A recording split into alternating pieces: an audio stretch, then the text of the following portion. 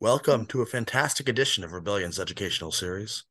I'm here with the brilliant Juan Guerra, who's going to teach us about Mexico and how it's becoming an up and coming player in the global scene and tell us what's going on there. Thank you so much, Juan, for coming on.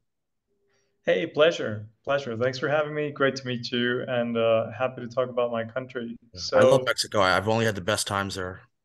yeah, okay, great.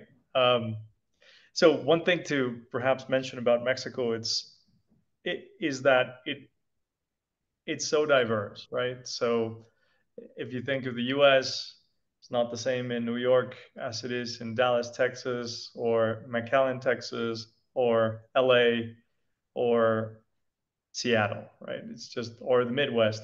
It's just very different places with very different regions. So I'm gonna generalize a lot, but if anyone is interested in Mexico, I mean, you do a little bit of research. Like every state has its own cuisine. It's so rich and varied. It's like there's so much to it, right? And so there's so much contrast that it's hard to talk about the whole country as a single unit, but Well, let's start I'll with it. try my We'll start with best. the affordability rate of, housing is a big issue. It's very expensive to own homes around the world. How is the housing affordability rate for the, 20 to 35-year-old group in Mexico? It's not as bad as in other places.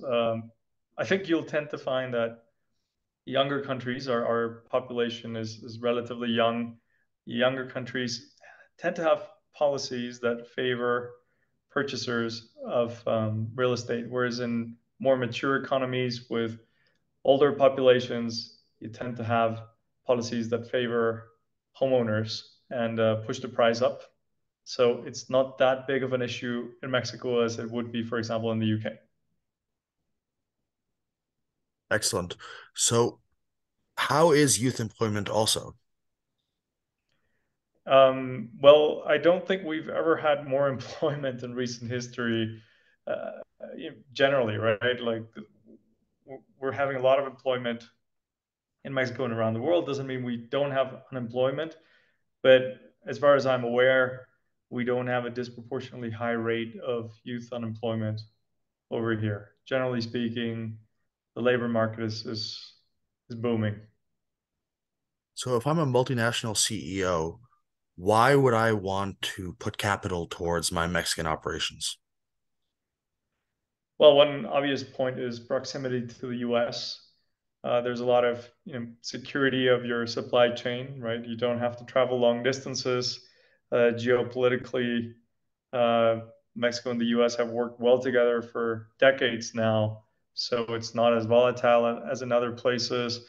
And there's still a lot of opportunity. I think Mexico has a bad rep from the crime and such, which happens very often along the US border. So it disproportionately affects the image of the country. But that also means that there are many, many opportunities here that just go unnoticed because people go with the flow and fail to do their due diligence and recognize that there's a lot of mitigation against certain risks that makes investments here really worthwhile. So I think this is a sweet spot. Like there's still a lot of low hanging fruit and opportunity that not everybody that So, is just so not do you obvious see it to like everyone. Colombia, maybe in the mid to late 90s or 2000s?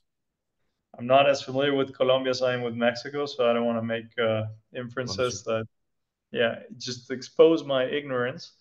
Oh. Um, yeah, but I yeah, I mean, I'm very tempted to make comparisons, but I don't think it's a good thing to do. Yeah. What are you most excited about when it comes to the Mexican economy?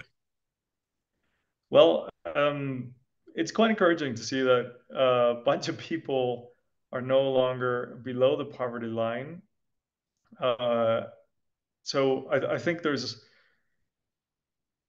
a feeling of optimism. I think there's a lot of nearshoring happening.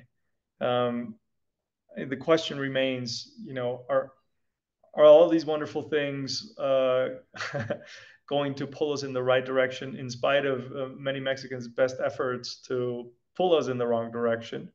Uh, but um, but I think there's a certain sense of optimism. there's an election coming. This is always an interesting time, right? It's no different from the U.S. A lot can be determined based on the election results. But on the whole, I think the candidates are strong. I think it's good news. The fundamentals are strong. So it seems like, even if uh, a bunch of people in Mexico are pulling in the opposite direction, like the fundamentals are so strong that it's it's going to continue to progress. It's going to continue to pull people out of poverty. It's going to continue to integrate itself into the U.S. Supply chain. And if we get a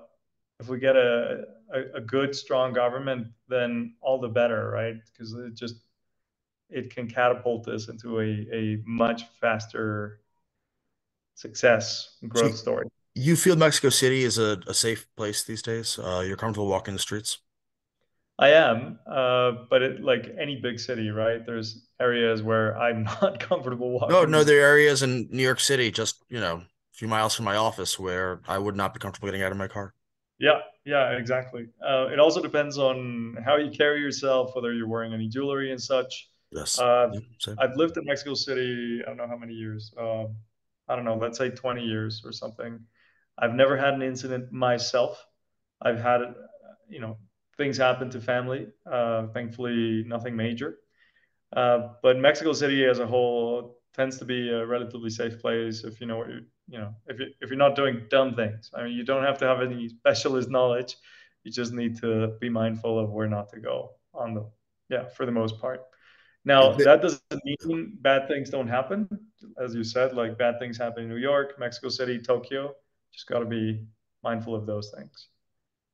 so if I was a student at high school in the middle of America and I really wanted to study undergraduate in Mexico, is there a university? It doesn't have to be the Harvard of Mexico, but is there a university that you think caters very well to the international crowd that more Americans should consider?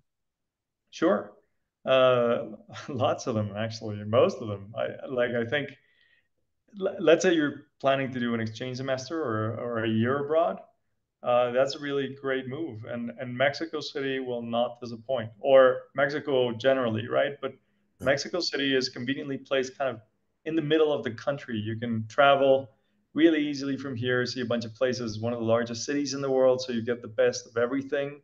There's very few things you can find in New York that you couldn't find here, but there's also like you drive for 20 minutes and you're in the forest and you have indigenous communities around. Like there's just such a melting pot of all kinds of things. The food is incredible. There's a lot of culture.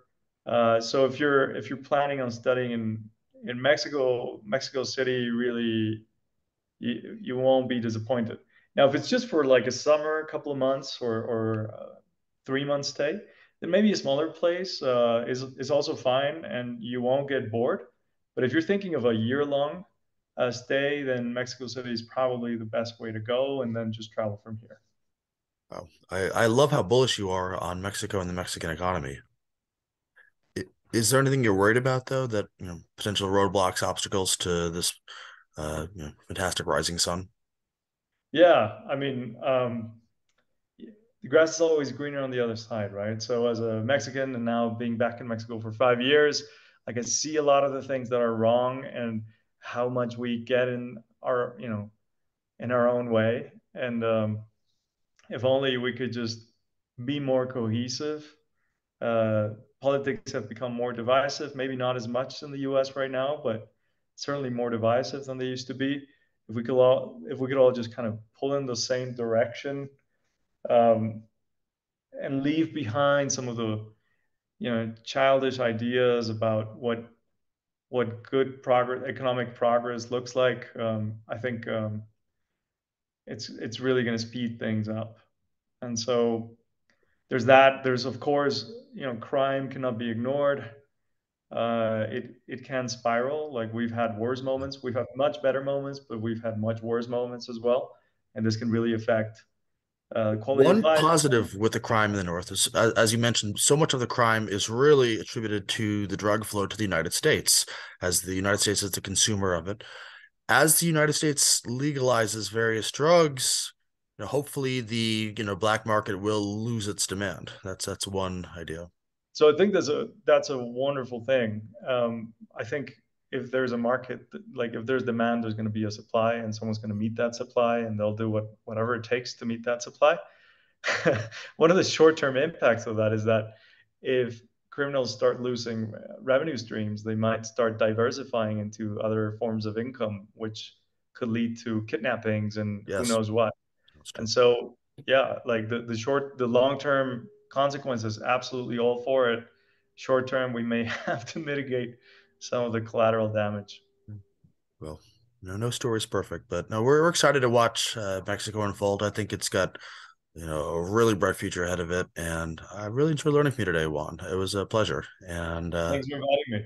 I really appreciate you donating your time to us. And let's keep in touch, okay?